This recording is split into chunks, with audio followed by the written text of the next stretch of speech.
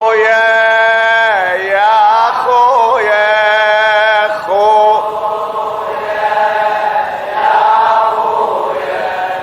من الشام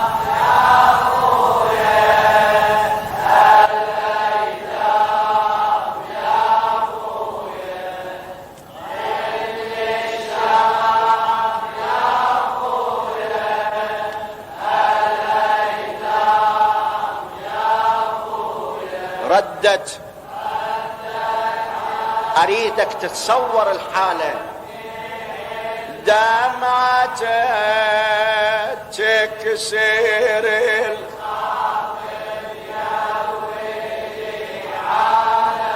ردت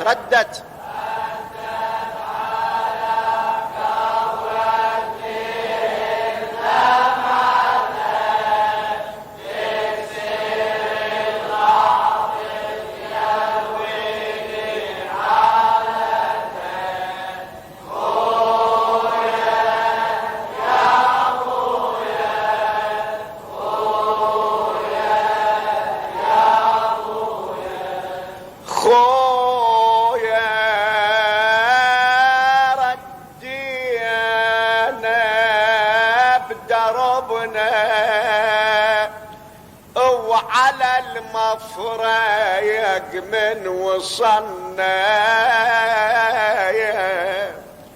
صاح حاج الضعن. والله تصور الموقف هذا، صاح حاج الضعن وين الياجن سير ضعنا الكربلاء يا للمدينة فرد صيحة صحنا كنا الكربلاء عرج يا حادي قامت أطفالك تنادي وبالبكي رجت الوادي تريد شافتكم يا هنا